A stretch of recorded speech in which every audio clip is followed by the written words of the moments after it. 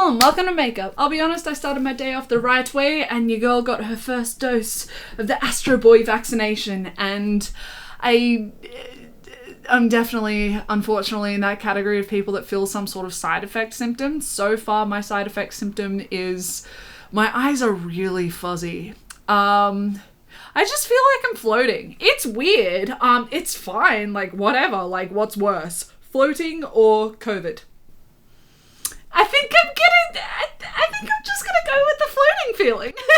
Hello gorgeous, and welcome back to Water Cooler Convo Makeup, where I talk about the things that you want me to talk about, where I talk about the things that I want me to talk about, and sometimes we meet in the middle and I talk about the things that we want me to talk about while I do my makeup. And today I am going to be talking about cosmetic cults, also known as MLMs. Woo!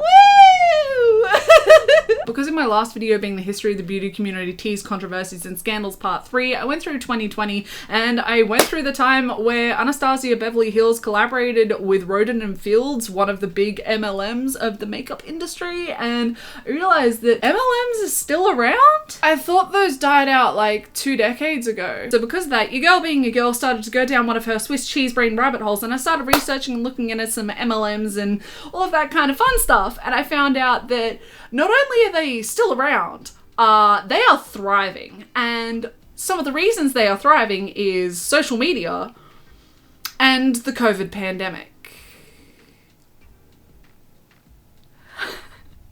Hate that. So I find out they're still around. I find out that they're thriving. I find out that they're thriving because of a pandemic and because of social media. And next thing you know, I'm researching for like 30 to 40 hours. I'm writing up a set of notes. And now I'm sitting here filming a video to take you all on this beautiful journey that I've been on over the last 2-3 days. So if that sounds interesting to you, stick around. If it doesn't, that's fair enough. I hope that you're just gonna have a fabulous day anyway. But without further ado, let's get on to the cheeky little disclaimer that I have. Disclaimer and content warning: in this video, as I have already specified, I will be discussing multi-level marketing schemes, or MLMs, as well as pyramid schemes and their cute little nicknames of commercial cults or cosmetic cults. Because of this, I will have brief discussions of mental, emotional, and financial abuse, as well as the BITE model. The BITE model is a model that has been studied to be used in cults, being behavior, information, thought, and emotional control. If you find any of these topics potentially triggering, please proceed with caution, or consider clicking off of the video altogether, because at the end of the day, I do not want my content to jeopardize your happiness and jeopardize your well-being. Also, I do say this in so many videos, and I do genuinely trust every single one of you, but I need to make it clear that I do not promote, encourage, or endorse any kind of mean, hateful, malicious, harassing behavior. This video is strictly for information and entertainment purposes only, so I do not want for any kind of mean, hateful, malicious, harassing behavior to go out there into the world because of something that I've said or on my behalf. We are, of course, allowed to keep it cheeky, we're allowed to keep it messy, and we're allowed to keep it fun, but please keep it to this channel and this comment section only. With all of that said and done, let's get into it, and some of what I found is, it's on another level. I'll be honest, before I start, there is something that I do really have to just be honest with everyone about first, and that is that about 4 years ago, I was just in the worst place ever in my life. About 4 years ago, I was in the worst state I'd ever been in. My debt was just racking up, my mental health was crashing, I had no future in what I was studying, no future in my job, and I just felt so lost, and I felt like I had no purpose or any kind of worth, and it was shattering. You could just tell that I just hated who I was, and I just hated the skin that I was in, and just every day was just so purposeless, and every day I just hated who I was more, and I hated the skin that I was in more, and it was heartbreaking, and I just kept spiraling. And the worst part is that none of my friends understood, none of my family understood, and I was so alone, and I was fighting this all alone. But now that I found BS, my life has completely changed. This product is literally like nothing I have ever seen before. It is so great for your skin. It is so great for your soul. And I have gone from hating the skin I am in on the outside and the inside and absolutely loving myself from the inside out. My money doubled, tripled, quadrupled. I am making thousands of dollars a month just from my home. And not only that, I now have a new community of people who understand me, who love me, who are there to support me and hype me up and celebrate with me and cry with me. And it is the best sisterhood I have ever been a part of. Now, don't worry if you're feeling a little bit skeptical, a little bit cautious, because I'll be honest, I was too. I thought there was no way that this product is as good as everyone talks it up to be, but look at my skin. Look at my skin. Look at how happy I am. And if you need me to show you my bank account, I will. And being able to be my own boss and running my own business thanks to BS, I realized that the only thing that is stopping me from achieving my dreams is me. So if you want to stop stopping yourself from achieving your dreams and start achieving those dreams, then DM me, because I have you. I have you, and I can help you the way that everyone else in BS has helped me. And we can do this together, and you can be exactly the version of yourself that you want to be, that you deserve to be. So, isn't that just so painful? If you have been to this channel before, if you have seen my content before, you know what I'm like. I love to research and I love to learn. So researching for this video, preparing for this video, writing the notes for this video, I read a lot, I watched a lot, and I listened to a lot. And when I say cosmetic cults, I'm not just being fun with alliteration, because fun fact, I love alliteration. It's one of my favorite literary techniques. As I'll discuss further in the video, multi-level marketing schemes, or MLMs, have been given this cute nickname of commercial cults. So commercial cults are the big overarching term, but in that, like most businesses, you have subcategories. So the cosmetics section of the MLMs, I'm gonna call them cosmetic cults. But genuinely, with that naming, I'm not trying to be funny. All of those people that have studied MLMs and researched MLMs aren't being funny either. This nickname exists for a reason, because the amount of manipulation, mental, emotional abuse, financial abuse, and deception in these companies, in this business model, is horrifying, especially considering the huge amount of people who have left the MLM industry discussing after leaving, they felt hollowed out. They felt like a shell of the person that they used to be before joining the MLM. These former recruits have discussed how they were manipulated and conditioned, but also taught how to manipulate and condition, using their hardships, their raw emotions, to lure in new recruits. Give the people a story of hope and redemption so that people will be convinced to try and do that for themselves. I do want to make it clear, just in case, I have never been a part of an MLM or the MLM industry, and BS stands for bullshit. That was all fake, just for emphasis. But I'll be honest, if you have watched a few of my videos, you know that I do have mental health issues. I've got depression, anxiety, PTSD, and a few years ago, I was in a really bad spot mentally. So that stuff was true. And that little glimpse, because that's just the tip of the iceberg, that little glimpse into my life is something that these recruits are taught to use to lure people in. That's gross. No, do not be giving me your hardships to try and sell me leggings. The fact that there are multiple statements from multiple former recruits, all from multiple different MLMs, all specifying that they were taught, manipulated, and conditioned to use their trauma, use their hardships to sell products, but also to recruit new recruits, is absolutely disgusting. The fact that that is a part of a business model is dangerous, because what I fear the intent of these redemption stories is to prey on the hopeful and prey on the naive. Because what person doesn't want a brighter future for themselves, for their friends, their families, their loved ones? What person doesn't want financial freedom? Who doesn't want to feel like they belong? Who wants to feel the suffocating loneliness? No one. But time and time again, interview after interview, statement after statement, these former MLM recruits all allude to the idea that these MLM companies are actually preying on the people who are spiraling into their worst nightmare. With the pandemic and how isolated we all are and how tight financially we all are and how easy it is to buy and distribute on social media now,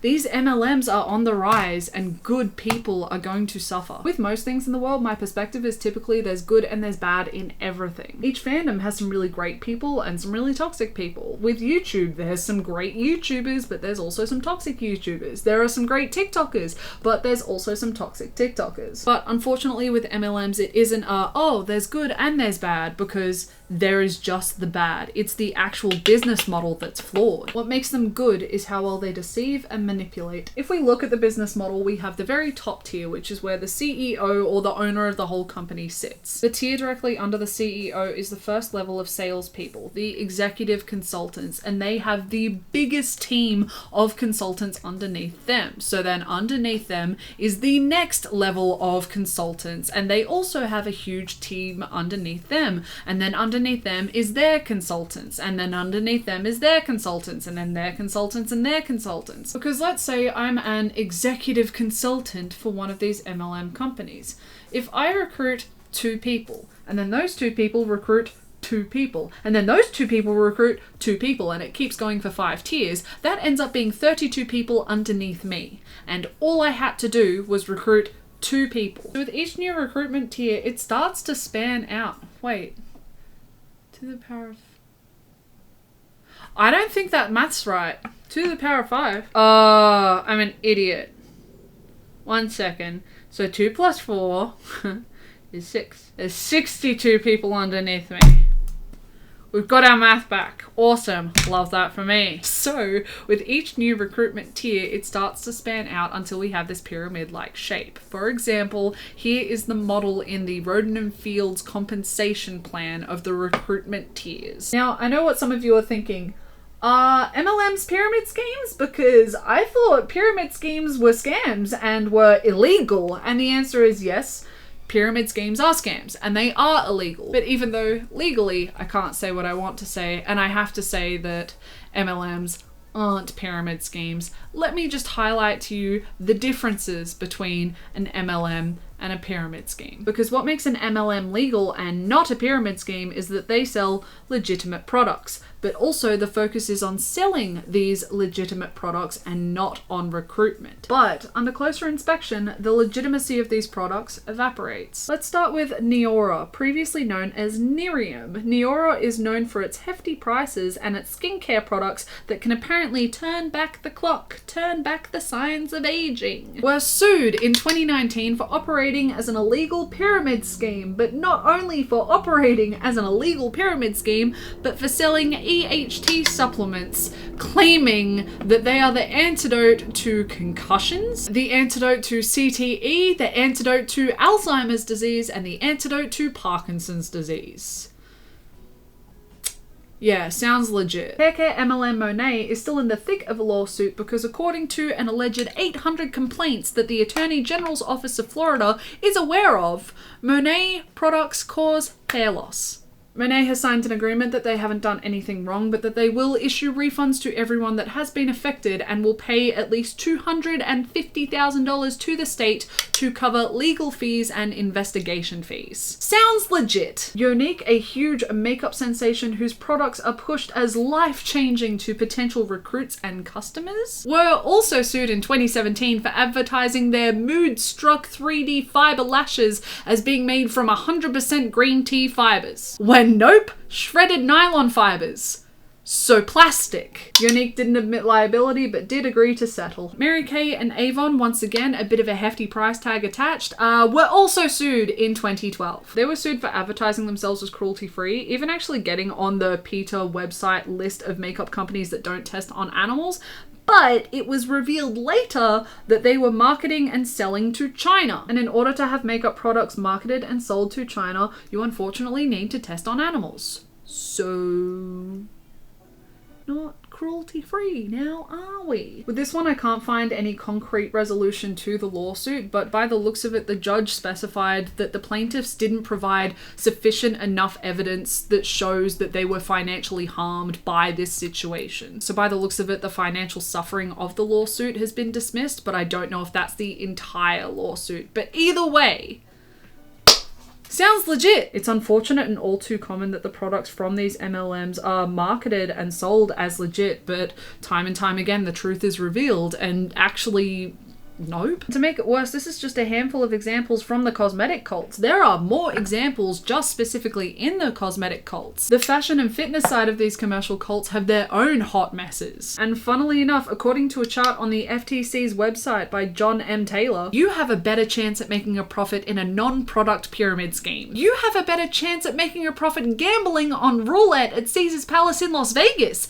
than you do at making a profit in a product MLM. You have a better chance making money in a scam and gambling than you do in a product MLM. There are some people that will debate and say, hey, aren't all business models pyramid shaped? And the answer is yes, majority of the business models out there will look like a pyramid. You have your CEO at the top, and then underneath them you have the people that make sure that the company runs, so your executives and heads of departments, your head of accounting, your head of manufacturing, your head of marketing, your head of IT, just all of those big guys that make sure that all the different branches of the company run effectively and efficiently. Then under them you'll have the people that work for the heads, then under them you have the people that work for them, and then under them you have the people that work for them until you get to the lowest tier of the company. But one very obvious difference between a typical business pyramid and that of a pyramid scheme or an MLM is what way does the money flow? For a pyramid scheme and an MLM, the money flows up. The money is acquired from the lowest tiers and it flows up until it hits the CEO. And when I say acquired, I don't just mean that the bottom tiers have to sell the products. I mean, in order to get into these companies, you have to buy your way in, buy the products so that you can then sell them and make a profit. The lowest tiers first have to buy their way in and then hustle just to make a profit for everyone else. Meaning that with every new recruitment tier, the profits actually reduce to the point where this life of luxury that they were initially promised, which drew them into the MLM, is getting further and further away to the point where they actually lose money. Whereas with a typical business model, the money actually flows down from the top to the bottom and you don't have to buy your way into the company. But even though yes, there are still some pressure on the lowest tier to push the products and services to make a profit for everyone, there's only something to successfully push if the people at the top are doing their job properly. What makes the typical business model toxic is the company itself, is the workers within the company, not the model. Whereas MLMs are starting to develop this delightful nickname of commercial cults, as I have specified so many times already in this video. A cult is a group or a movement held together by a shared commitment to a charismatic leader or ideology. In this case, the movement is the business, the shared commitment to the business and the people within the business, and the charismatic leader is the CEO and the executive consultants. The toxicity is within the model and the necessity to recruit, because in MLMs you actually get a commission from the people that you've recruited, and then because of that, the people that they've recruited, and it trickles down throughout the tiers. Because hypothetically, if I can make $100 of commission per week per recruit and I have 20 recruits, I have $2,000 and I didn't even need to sell anything. That is more than livable. So really, why sell products when I could just double the amount of recruits that I have and double the money I have, and suddenly with 40 recruits, I have $4,000 a week. The more recruits you have, the more commission you have. But these companies legally cannot say, cannot advertise, cannot market themselves as having such an importance on recruitment, because otherwise they will be operating as an illegal pyramid scheme. So these legitimate products have to be the focal point of the business. And this is where so many MLMs go wrong, because they advertise themselves as MLMs and operating as MLMs, but the products aren't actually as legitimate as they promote them to be, and a lot of the focal point of making money in the business is actually through recruitment. Neora, as I specified before, was sued in 2019 for operating as an illegal pyramid scheme, but not only operating as an illegal pyramid scheme, but for also advertising one of their supplements as being a cure to Alzheimer's and Parkinson's. There is already so much toxicity in this model, in my opinion, and in a lot of people's opinions. There is already so much toxicity within this model, but to fraudulently promote one of your products as a cure to Alzheimer's and Parkinson's absolute scum of the earth. How many people bought those products with the hopes that it would actually be a cure to Alzheimer's and Parkinson's? There is a special place in hell for those people. I don't blame the salespeople, the recruits for this, because I'm pretty sure that a lot of them did have faith in the company and did believe that what they were selling was the cure to Alzheimer's and Parkinson's, but it's the people that developed the products, it's the CEOs and all that kind of stuff that are the scum of the earth. Like, that's some supervillain level shit. Either way, I digress. The real question is, how do you keep recruiting? How do you keep the old recruits happy when it's obvious that this life of luxury is starting to get further and further away, to the point where people are actually losing money, but also the products that drew them in, the products that were just so game-changing and life-changing, they're starting to lose the luster in their eyes. How do you keep these people on the hook when the lies and deception are starting to become glaringly obvious? And that's when we start to get into the real toxicity, the real deception, the real manipulation that has unfortunately been aided by the COVID-19 pandemic and also social media. Social media has completely surpassed the need for these door-to-door sales or these parties that these MLMs were quite known for. In all honesty, and I mean legitimately, whose mum hasn't had or dragged them to a Tupperware party or an Avon party in the past? If you are a person who wasn't dragged to one of those, please let me know down in the comments. I need to know if you exist. Because to me, you're like unicorns. Social media has allowed for sales to be made on Facebook, on Instagram, on marketplaces, on specific business profiles. Because I am positive everyone's received one of those messages. Hey babes, long time no see. How are you? Me? I'm doing fabulously. I'm the best version of myself that I've ever been because I've recently discovered BS. And funnily enough, I think that you and BS would be a perfect fit. And I just wanted to invite you to join my team because 1, the products are amazing. 2, I get to work from home. 3, I get to work on flexible hours. And 4, I am making so much money that I can't even recognize the person that I was about 2 weeks ago. So you should totally hit me up so that we can be a part of this beautiful sisterhood together and you can start making the money that you want to earn and you can start being your own boss ass bitch. Like, does that not get exhausting? And because of the pandemic, people were locked inside, away from friends, family, loved ones, support systems, jobs, which means that the life that they were able to afford before, they're not able to afford anymore. And suddenly, social media is the only thing that people are doing every day, because it's really the only thing that we can do, or could do. Can do for me, because Sydney's back in a lockdown. October 3rd. Woo! So when Facebook, Instagram, other social media platforms popped up with these ads saying, hey, do you want to be able to work from home, selling these incredible, amazing, groundbreaking products? Make tons of money in this spiraling economy. Be able to be a part of this community that regularly talks and jumps on business calls. Suddenly this normalcy that was taken away from everyone was being offered back, but being offered back with brighter, more promising futures. But how are these distributors making money if people are struggling so badly financially because of the pandemic? How are they selling products? Now, with these companies, yes, there may be some legitimate sales. There may be some people that actually buy these products that aren't a part of the MLMs. But to be a distributor, to be a part of these MLMs, you first have to buy your way into the company. But this buying your way into the company is always phrased as investment. Investing in yourself, investing in your future, investing in the best version of yourself that you can be. Taking a chance on yourself. Being a boss-ass bitch of a businesswoman. But the issue with this phrasing is that you're not a business owner. You are a distributor. You distribute the products that the company allows you to. You don't get any choice in the designing, manufacturing, production, or packaging of the goods, which are all choices that a CEO or business owner gets the final tick of approval for. Instead, you buy what you want to buy from the company and sell it at a higher price to make a profit for yourself. But not only make a profit for yourself, but also make a profit for the people that recruited you and also the company itself. So really, the company makes twice the profit. They make the profit from the initial purchase that you make, but then also a profit from your commissions. This is where some of the business model gets really concerning from my perspective, because hypothetically, let's say that I work at a high-end makeup store and I make some of my pay from commissions of the makeup that I sell. Would I be asked first to buy the makeup that I am selling to potential customers to make a profit?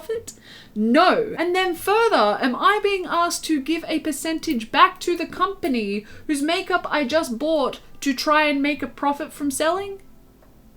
Like, the more I say it out loud, the more it doesn't make sense. But a makeup store like Morphe or Sephora does have to buy the products first from the companies to then sell them to customers. We saw this in the Shane and Jeffree Conspiracy Collection docuseries, which makes a lot of sense because a company would be incredibly stupid to give any of their products to a store for free for them to sell it and give no profit back.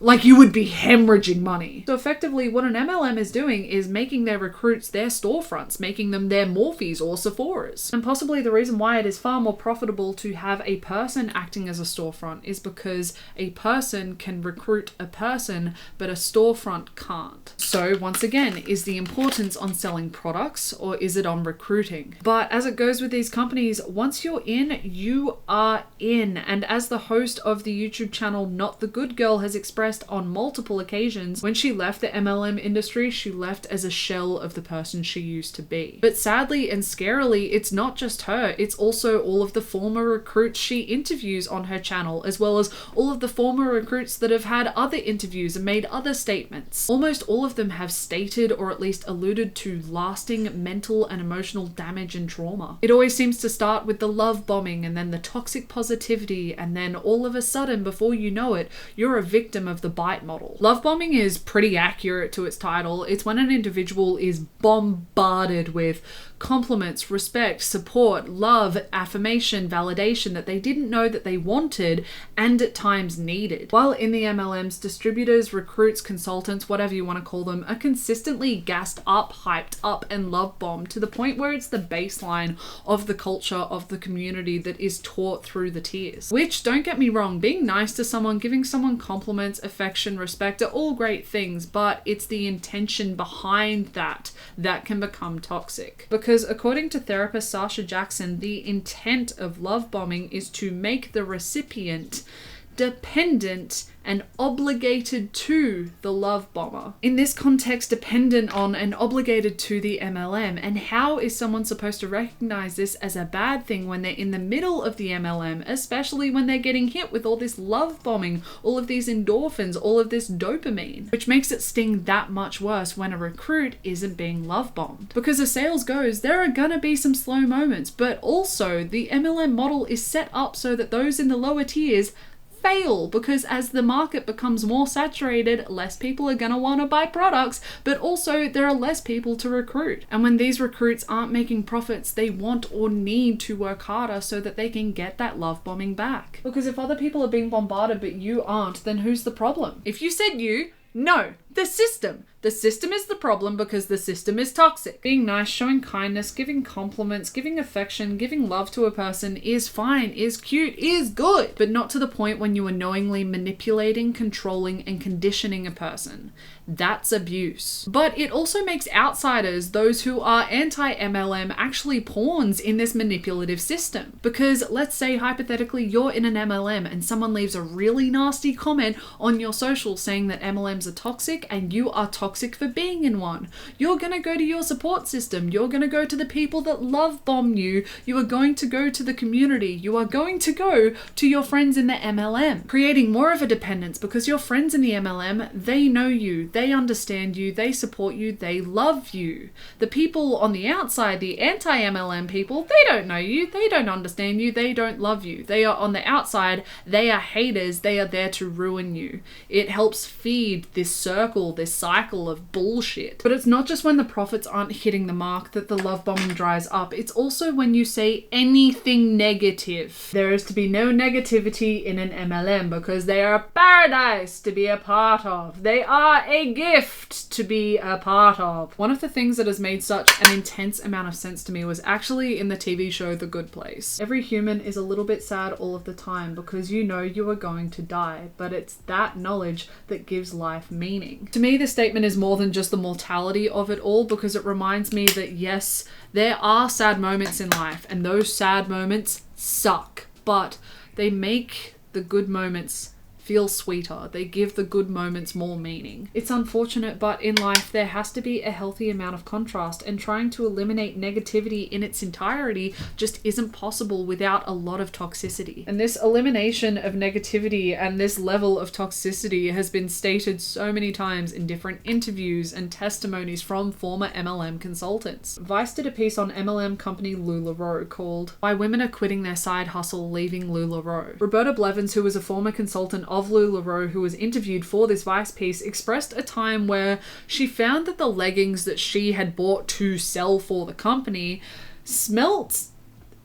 they were wet and they just smelt dank. So like any good salesperson would, when she found that she had issues with her stock, she went to the group and she asked everyone, hey, is anyone receiving wet merchandise? Is anyone receiving merchandise that just smells dank? According to Roberta, her post was swiftly deleted, and one of the higher up consultants messaged her saying, you can't be posting that in the group, honey, because then people will think there's something wrong with our products. In what company is negative feedback not welcomed? Is constructive feedback not welcomed? It's typically how brands expand product ranges and how they fix the faulty ones so that customers want to come back and buy more product. Like, do you really think that Morphe would have become as successful as they are if they just kept putting out products that smelt like fart? But it's this dynamic, this level of toxic positivity that creates this level of shame, a level of guilt for the recruits, to the point where authentic human emotion almost feels foreign, which restricts the ability for these recruits to grow. Keeping the recruits, keeping the distributors in control once again, but this time using a different tool, because these distributors can only go off the reality that is in front of them. So with everyone in their community, everyone on their team talking only about the positive vibes, no negative vibes here, only the positive vibes, it creates an increasing level of internalized shame and guilt, because if everyone else is doing so well and they aren't, then the problem has to be them, right? No, I don't like that lip shade. I don't like it. Taking it off. Wrong, the system is the problem. Similar to what I learned when I was getting my RCG, my responsible conduct of gambling qualification. I think that's what it's called. Essentially, hardcore gamblers will only tell you how much they've won, but not how much they have lost to get it, and not how much they have lost since that win. They'll tell you that one time they won a whole entire grand, but not tell you about the 2 grand that they had to spend to get that grand. And they won't tell you about the 3 grand that they lost rebetting the grand that they just won. Because everyone else around them is telling them their wins. Everyone else around them is winning, so they want to be winning too. I apologize, I have completely mistimed the makeup application once again. But sadly, love bombing, toxic positivity, as well as fairy tale mentality and hustle mentality all contribute to that of the bite model. The bite model that is seen to be used quite frequently in cults. Behavior control, information control, thought control, and emotional control. Just from what I've told you in this video, there are examples of each control seen in the bite model used in MLMs. But it's not just what I've told you in this video,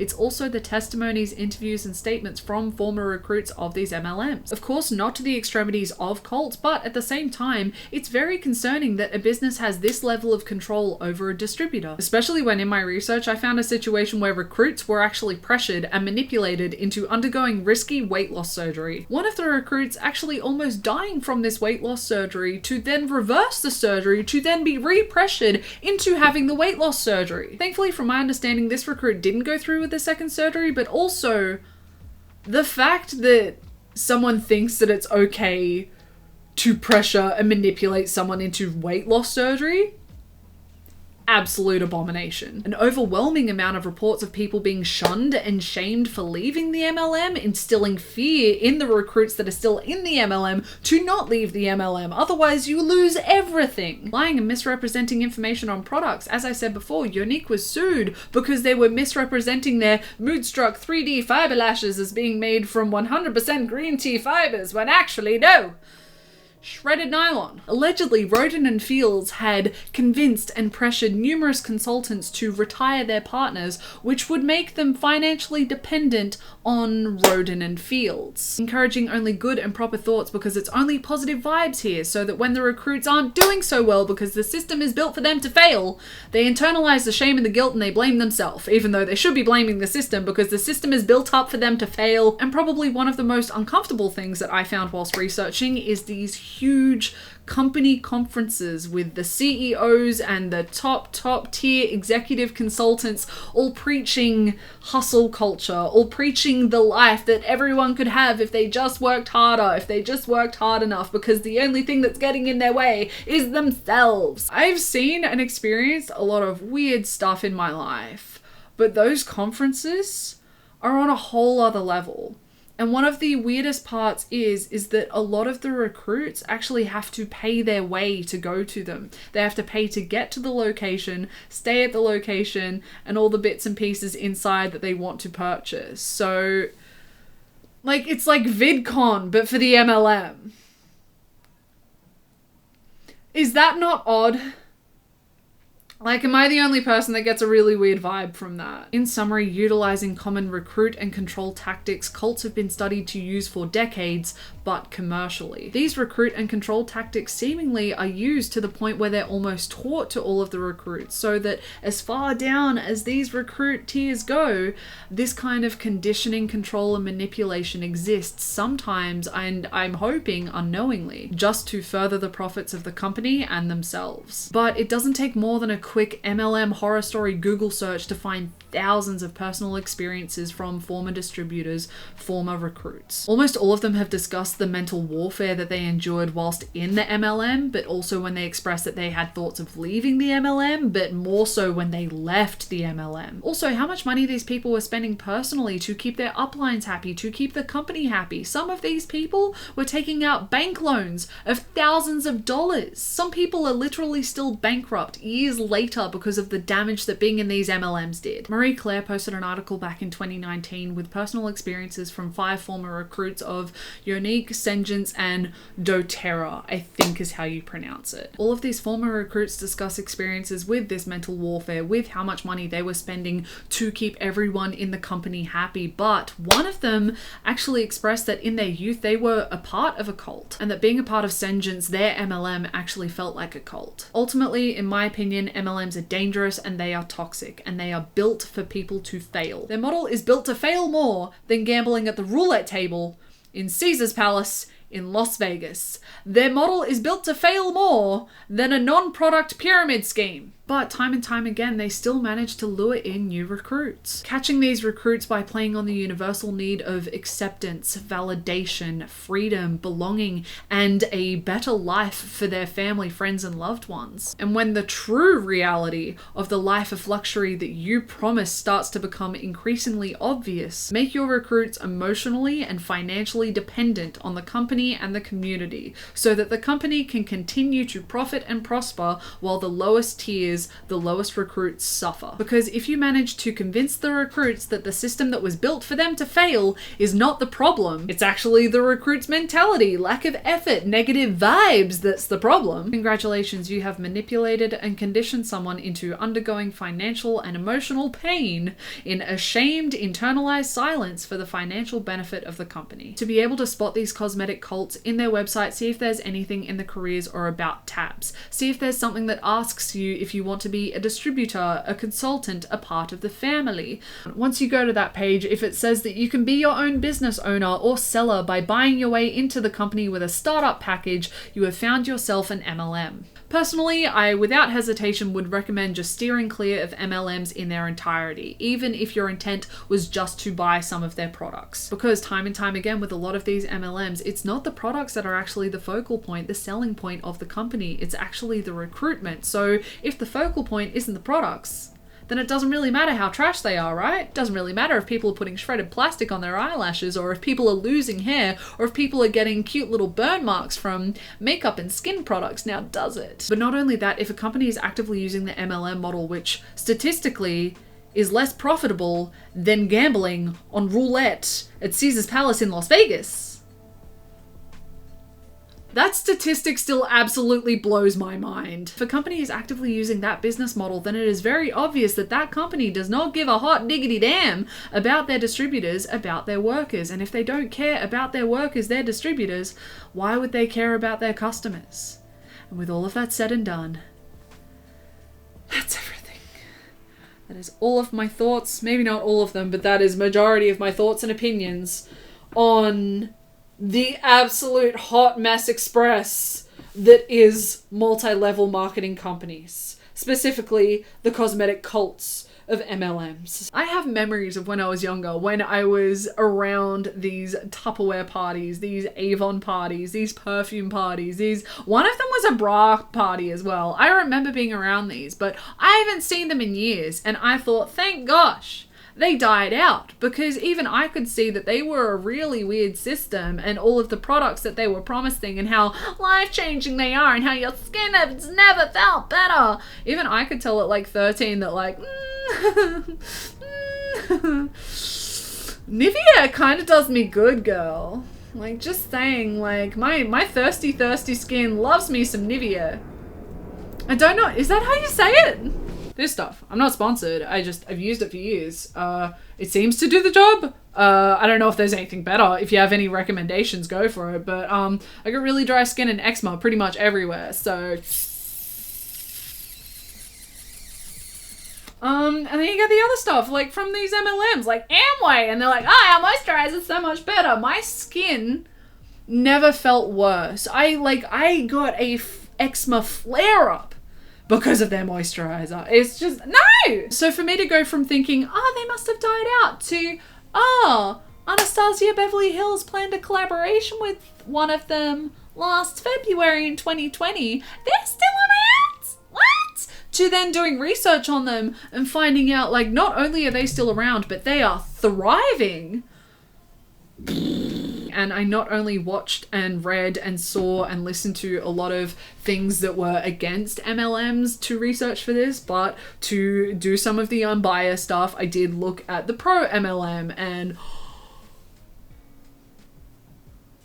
that was a lot. That was like, your girl's a cute little hot mess express kind of situation, a chaotic little touch of crazy at times, but that was a whole entire other kettle of fish. Don't even know how to explain it, but some of them are just so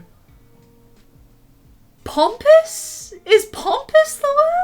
It's just people telling me that I'm a scam artist, and then like, am I really a scam artist when I'm making $20,000 a week? And it's like, well, yeah, because you took that from other people. And some people saying like, oh, well, supervisors are paid to teach, and really this commission is just me being paid to teach. And it's like, okay, but some of what you're teaching them is conditioning tactics and manipulation tactics and mental and emotional abuse tactics and cult tactics. Either way, in summary, MLMs, I'm baffled. I thought they were dead. Turns out they're not. Then I thought, okay, well, they can't be doing that great. Turns out they're thriving. But not only just like preying on like all the other stuff that I've specified, the fact that they used the pandemic to their advantage.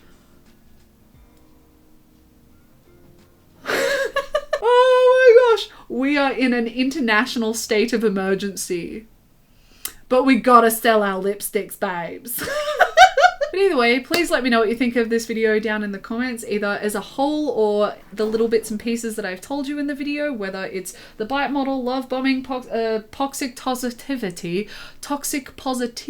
or some of the lawsuits that I discussed earlier in the video. Let me know your thoughts and opinions on all of that, but also let me know what you want me to talk about, because I know what I want me to talk about, but I don't know what you want me to talk about unless you tell me, and I know where my Swiss cheese brain holes exist. I know what ones are there, and I know what ones I want to fill and when I want to fill them. But maybe you know of one of their existences. That's not a sentence. Maybe you know of the existence of one that I don't know exists yet. So I also need you to point that out to me, because I don't want no Swiss cheese brain holes. I want a brie cheese brain, not a Swiss cheese brain. Yeah. Bringing back the OG saying that I said accidentally that one time, and weirdly the phrasing is stuck because it makes way too much sense to me and how I function. But while you're letting me know all of that, please also let me know what you think of my face. Oh my gosh. Oh my gosh. Oh my gosh. Oh my gosh. Oh my gosh. Marge Mirror is so dirty, but also my face is so, oh, that's nice. I'm used to having a lot of powder on it. Hot diggity damn. I look stunning. Oh my gosh, because I know that I am one of those lucky bitches that has so much lid space to play with, and I do not take that for granted. So to put all of the color underneath, that's all kinds of delicious. Are you seeing my face right now? I look immaculate. I look incredible. Oh my gosh, I never want to take this off. Fight me right now. I dare you. You wouldn't dare. But I think I'm looking like a French burglar. Is anyone else getting that vibe? Like French burglar realness.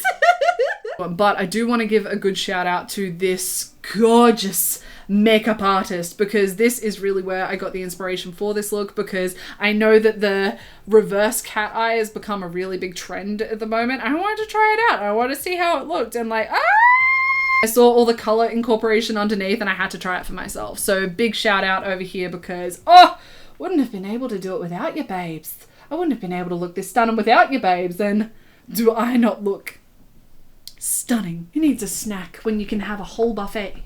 Me. But thank you so much for watching this video. I really appreciate it, especially because I don't know how long this video is going to be, because apparently at the moment I have 5 hours and 53 minutes and 53 seconds worth of footage. Oh, that's so nice. I'm so excited for myself. I love that for me. So thank you for watching this video, no matter how much you watched, because I really, really appreciate it. And if you made it to the end, considering I don't know how long this video is going to be, I really, really appreciate it. And I just hope you are having a fantastic day, fantastic week, fantastic month, fantastic year. And I hope that you are doing as fantastic as always. Bye, everyone.